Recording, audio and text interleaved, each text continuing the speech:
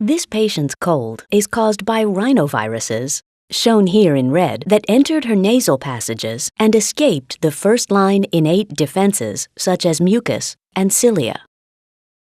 Some of these rhinoviruses entered the respiratory epithelial cells where they replicated, releasing more rhinoviruses into the patient's nasal passages and tissue fluids.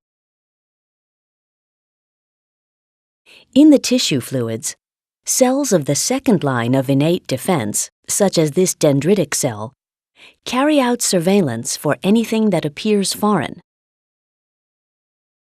Dendritic cells engulf the rhinovirus within an endosome. The endosome fuses with a lysosome, whose enzymes digest the rhinovirus. The resulting rhinovirus fragments are called epitopes. The dendritic cell then attaches the rhinovirus epitopes to presentation molecules called MHC2. This complex folds outward so that it sits on the outside of the dendritic cell membrane.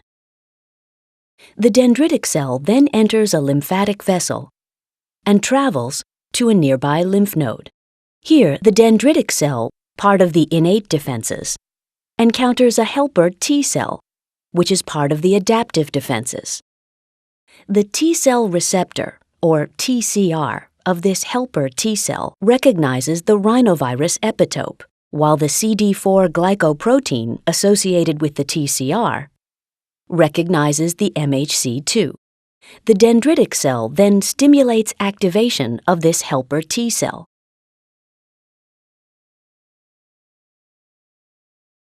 Adaptive defenses help to control the current infection, but also provide immunity against future infections by the same rhinovirus. They are carried out by two types of lymphocytes, B cells and T cells. Immature B cells conduct surveillance in the lymph nodes, using B cell receptors, or BCR, to recognize only one specific epitope. The BCR on the left does not recognize the rhinovirus, but the BCR on the right does, and this B cell is selected for activation in a step called clonal selection.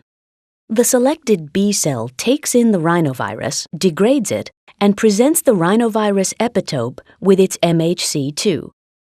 Our mature helper T cell recognizes the rhinovirus epitope with its TCR and the MHC2 with its CD4.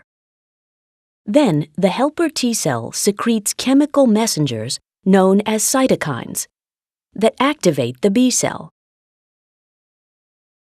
The B cell proliferates and differentiates in a process called clonal expansion, resulting in two types of cell. Memory B cells carry the memory of this pathogen for many years. Plasma cells secrete antibodies that conduct surveillance for more rhinoviruses, grouping them together so they are easy targets for phagocytes. Antibodies in the blood and tissue fluids seek out free rhinoviruses. The antibodies neutralize the rhinovirus by binding to its surface molecules, thus preventing attachment to host cells. Antibodies are humoral defenses that target free pathogens.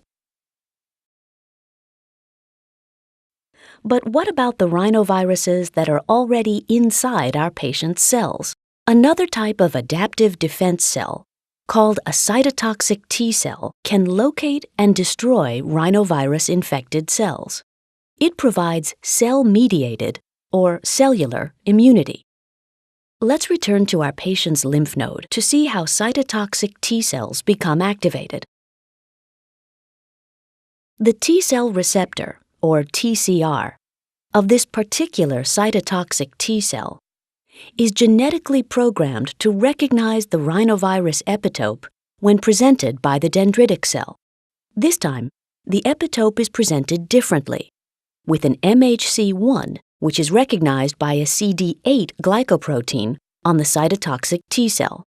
With the help of cytokines from a nearby helper T cell, the cytotoxic T cell is activated and clonal expansion occurs, resulting in some long-lasting memory cells ready for a subsequent exposure, and many active cytotoxic T cells, or CTLs, that leave the patient's lymph vessel to search for infected cells that present rhinovirus epitope with their MHC1.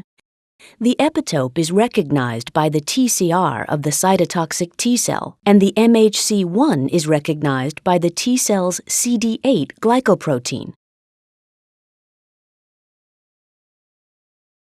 The cytotoxic T cell then secretes perforin molecules, which form channels in the infected cell's membrane. Granzyme, also from the T cell, passes through the perforin channels and activates enzymes that lead to apoptosis, the programmed death of the infected cell. The cytotoxic T cell then moves on to look for another infected cell.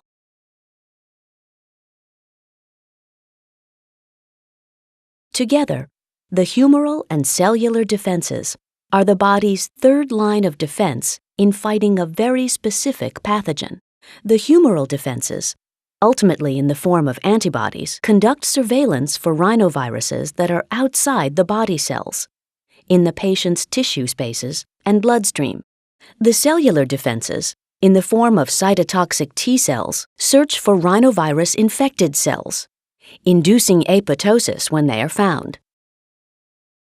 Memory T and B cells help our patient's body to recognize and more rapidly fight the same rhinovirus should it infect her again.